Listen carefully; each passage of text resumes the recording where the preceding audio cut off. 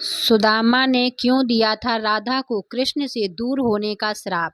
तो चलिए वीडियो के लास्ट तक बने रहिए। आज आपको बताएंगे इस वीडियो में। आज भी ये सवाल लोगों को कचोटता है कि राधा और कृष्ण का प्रेम कभी शादी के बंधन में क्यों नहीं बंध पाया। जिस शिद्दत से कृष्ण और राधा ने एक दूसरे को चाहा, वो रिश्ता विवाह तक क्यों नहीं पहुंचा। क्यों संसार की सबसे बड़ी प्रेम कहानी विरह का गीत बनकर रह गई। राधा और कृष्ण की प्रेम कहानी सदियों बाद भी लोगों के दिलो दिमाग में ताजा है। एक ऐसा प्रेम जिसमें किसी ने कृष्ण भक्ति की राह देखी तो किसी ने इस कहानी को विरह का गीत समझकर गुनगुनाया।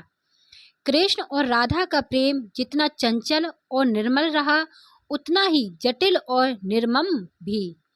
सदियों से भले ही कृष्ण के साथ राधा का नाम लिया जाता रहा है, लेकिन प्रेम की ये कहानी कभी पूरी नहीं हो पाई।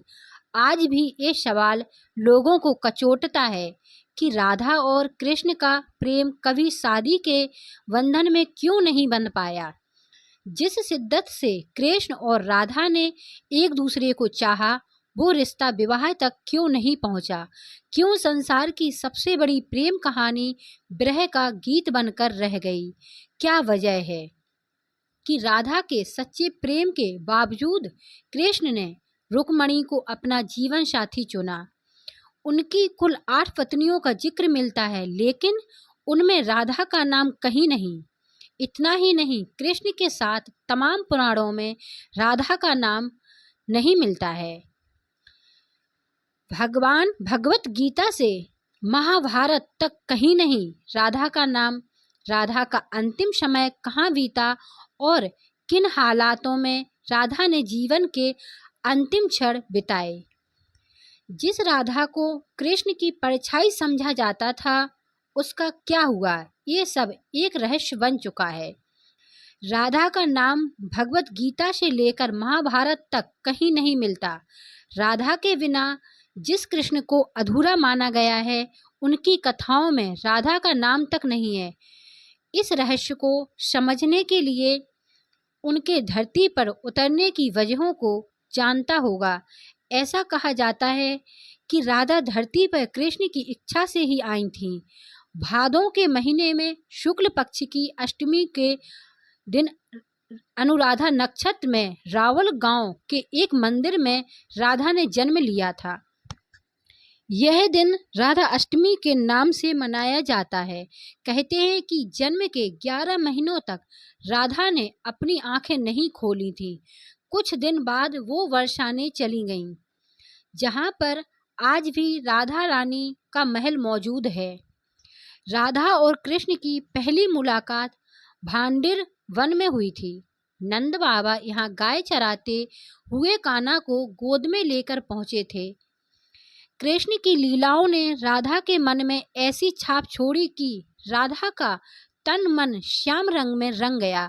कृष्ण राधा की नजरों में ओझल क्या होते, वो बेचैन हो जाती। वो राधा के लिए उस प्राणवायु की तरह थे जिसके बिना जीवन की कल्पना करना मुश्किल था। सुदामा ने दिया था राधा को श्राप। कहते हैं कि राधा को कृष्ण से विरह का श्राप किसी और से नहीं बल्कि सुदामा से मिला था। वही सुदामा जो कृष्ण के सबसे प्रिय मित्र थे। सुदामा के इस शाप के चलते ही 11 साल की उम्र में कृष्ण को वृंदावन छोड़कर मथुरा जाना पड़ा था। श्री कृष्ण और राधा गोलोक एक साथ निवास करते थे। एक बार राधा की अनुपस्थिति में कृष्ण ब्रिजा नामक की एक गोपिका के साथ विहार कर रहे थे। तभी वहां राधा आ पहुंची और उन्होंने कृष्ण और ब्रिजा को अपमानित किया। इसके बाद राधा ने ब्रिजा को धरती पर दरिद्र ब्राह्मण होकर दुख भोगने का श्राप दे दिया। वहां मौजूद सुदामा ये बर्दाश्त नहीं कर पाए और उन्होंने उसी वक्त राधा को कृष्ण से वर्षों तक विरह का श्राप दे दिया। 100 साल बाद जब वे लौटे, तब बाल रूप में राधा कृष्ण ने यशोदा के घर में प्रवेश किया, वहां रहे और बाद में सबको मोक्ष देकर खुद भी गोलोक लौट गए। श्री कृष्ण ने क्यों नहीं किया राधा से विवाह? कृष्ण की होकर भी उनकी ना हो पाने का मलाल राधा को हमेशा रहा। अंतिम समय में जब राधा ने खुद को अपनी अर्धांगिनी न बनाने का कारण कृष्ण से पूछा, तो कृष्ण वहां से बिना कुछ कहे चल पड़े। राधा क्रोधित हो गईं और चिल्लाकर ये सवाल दोबारा किया। राधा के क्रोध को देख कृष्ण मुड़े तो राधा भी हैरान रह गईं। कृष्ण राधा के रूप में थे। राधा समझ गईं कि वो भी कृष्ण ही हैं और कृष्ण ही राधा हैं। दोनों में कोई फर्क नहीं है। राधा कृष्ण की नात तो होकर आज भी उनके साथ पूजनीय है। राधा कृष्ण के प्रेम की ये कहानी अधूरी होकर भी अमर है। जय श्री कृष्ण, जय श्री कृष्ण। राधे राधे। इसी तरह की धार्मिक कथाओं वीडियो से जुड़े रहिए। हमारी चैनल को लाइक, सब्सक्राइब और शेयर कीजिए। थैंक्स।